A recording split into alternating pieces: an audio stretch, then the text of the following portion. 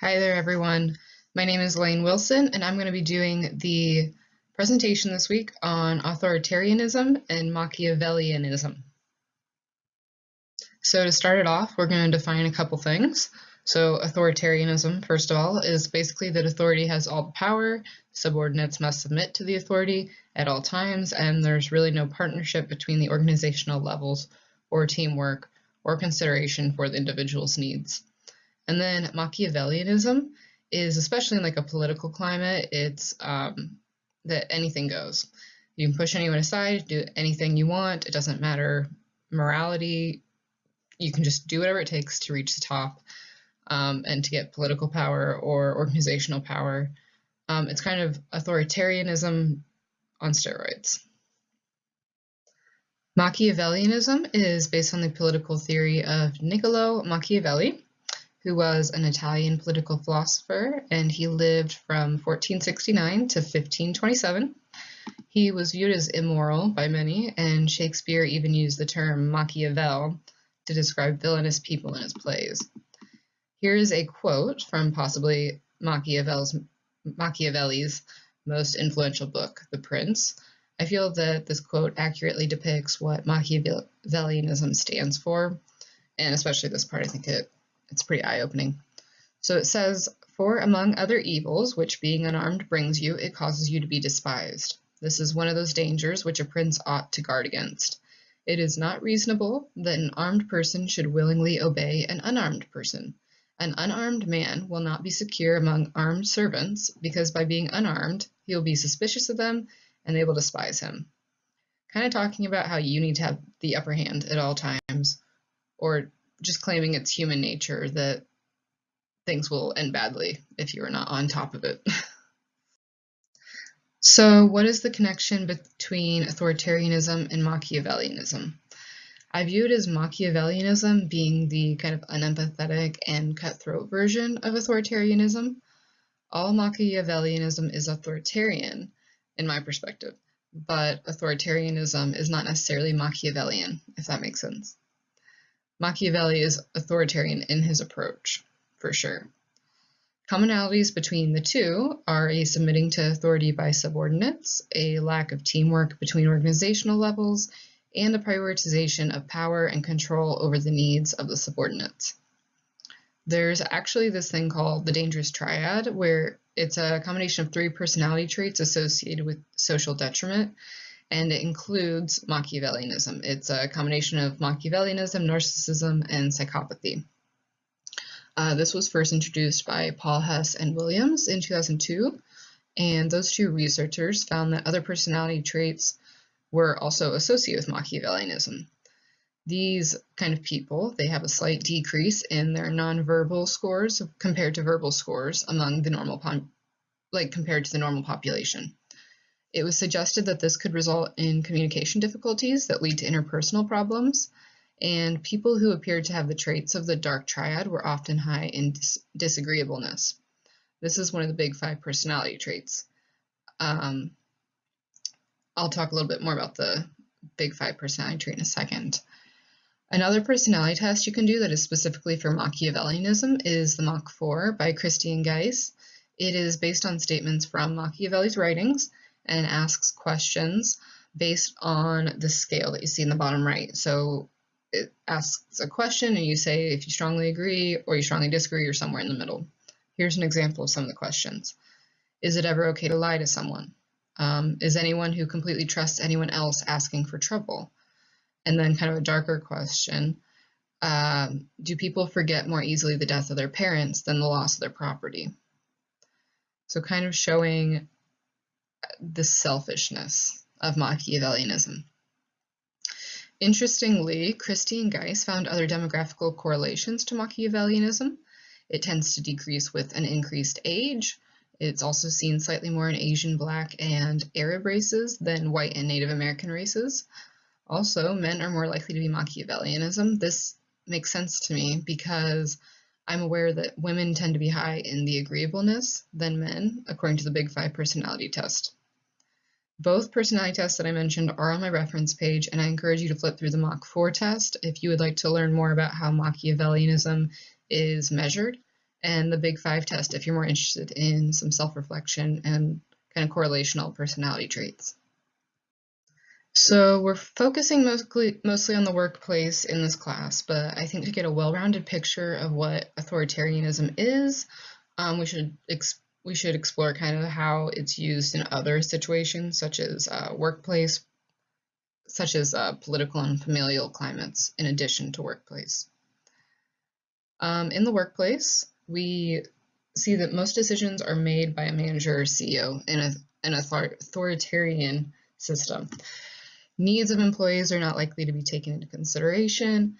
If employees have an idea of how to improve business practices, they will likely not feel welcome or encouraged in presenting their thoughts because the higher up person has made it clear that their word is the final and the only word. Also, if something goes wrong in the business, blame is often put on the subordinates rather than taking more of a humble approach and kind of taking the responsibility at the managerial level. These leaders often also use positional and punitive power, as outlined in Chapter 2 of Puckett, to accomplish their goals. I'll touch on this a little bit later as well. And then in politics, authoritarianism can be thought of kind of the opposite of democracy. Power is concentrated on one person or a small group in an authoritarian government. And according to Encyclopedia Britannica, usually these types of political leaders don't have much concern for existing laws, and they're not really constitutionally responsible to the people in which they're serving. And then a lot of us, I think, are familiar with the idea of authoritarian parenting. So many of us have probably heard our parents say, just do it because I told you so. This is an example of authoritarian parenting. Also just lots of strict rules and order and just do this, do that, without any consideration for maybe the child wanting to do it a different way because that's the right way for them, or just not a lot of two-way communication. That is authoritarian parenting. And it kind of goes on a scale. So it's authoritarian is the most strict, and then authoritative is like you have rules, but they're flexible and we can discuss them, and there's lots of communication, and there's neglectful, where there's just no attention on the child at all. So what are some strengths of these leadership styles that we've been talking about? Rast, Hogg, and Geisner found that authoritarian leaders tend to be more specific, and maybe this can increase in effectiveness with goal setting. They tend to be more like rule-oriented when they're using authoritative control or authoritarian control. This can be a really good technique in emergency circumstances where quick decision-making is imperative. So, for example, at a workplace, if you're making like a policy on what to do when there's a fire, you just want the smartest people to come up with a plan, and everyone knows their job when a fire happens and there's no questions, there's no communication back and forth, how should we do this? So in those emergency situations, it's good to have an authoritarian approach, and we do it this way, there's no questions asked, this is the best way, just for the safety of everyone involved and for efficiency in those emergency situations. And then, so authoritarian parenting is actually linked to lower rates of substance abuse compared to neglectful parents. However, authoritative parenting yields the best results. So like I mentioned earlier, the authoritative is kind of a cross between a parent that makes too many rules and not enough rules. It's kind of a healthy balance. So the authoritative is definitely the best, but authoritarian is better than neglectful. Also, going back to those goals that I was mentioning, the leaders, they, because of their ability to make these specific goals and maybe be more driven towards the goals, they might make better use of that SMART adjective that a lot of us have heard of for review purposes. It means specific, measurable, attainable, relevant, and time-based goals. The only issue with that, I could see that the attainable and relevant goals might be more difficult to have in an authoritarian system because there'll be less consideration on if the goals are attainable. They will kind of just be like, do whatever it takes to get it done. I don't really care about your constraints. Also, goals are less likely to be relevant to the organizational goals if the leader is closed-minded and focused on their own power and goals over those of the organization. Especially with politics, dictators' goals may not align constitutionally, like we talked about, or within the community, or align with the community members. And then, so authoritarian government is actually preferred by some people in times of distress. This goes back to kind of the emergency situation thing I was talking about earlier. Examples of possible distress that may push people away from a democratic leadership are economic threat. This can be seen with like income inequality disparities. We see that in our political climate now, people are concerned about, and also societal threats may increase people wanting an authoritarian government. An example of a societal threat might be like morals or social systems breaking down. Whether large or small government is capable of fixing these problems is probably the most contested political debate today. But either way, people in general will be more comfortable with an authoritarian leader when they feel that their country is in turmoil. So here we will talk about the negative side of authoritarian leadership. So especially like Machiavellianism, I would say you're going to see a lot more of these negative characteristics. Authoritarianism, you might see a little more balance. There might be more checks and balances in the system. Machiavellianism is it's cutthroat and there's no empathy really. So that's where you might see a little bit of the differences. I think most of you will agree at the end of this presentation that the bad in this leadership style really tends to outweigh the good, and there are more balanced and effective ways of leading in most circumstances. We did mention the emergency situations, but most of the time, authoritarian is a little too intense. So Machiavellianism is correlated with more workplace bullying, and the bullying in the workplace is correlated with decreased job performance. It can be correlated with higher intention to leave the job and higher job stress. Also, manipulation tactics and decreased information are commonly seen in authoritarian regimes. Chen and Zhu, they analyzed countries such as China and found a correlation with the authoritarian government and information manipulation. I think many of us know that like sometimes in these countries they might be censored to different things on the internet, or they just don't have access to all the things that we might have access to seeing in the United States.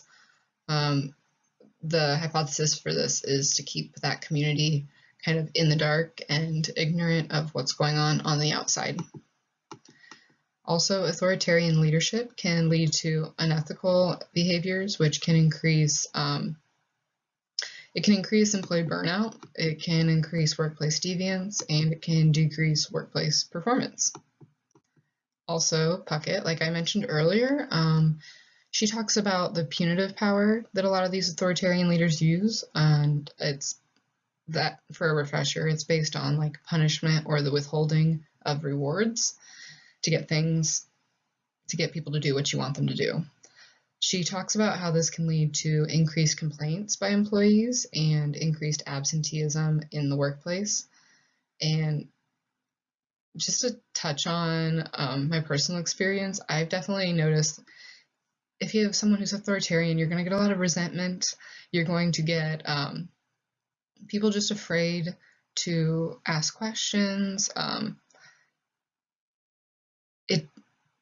You want to feel heard as an employee, and I think a lot of us have had those really bad managers that maybe they just don't listen to the subordinates, or they think they're better than them, or they just like giving them things to do just for the heck of it without like, am I wasting their time? Am I just power hungry? So there's ways that this can be balanced out.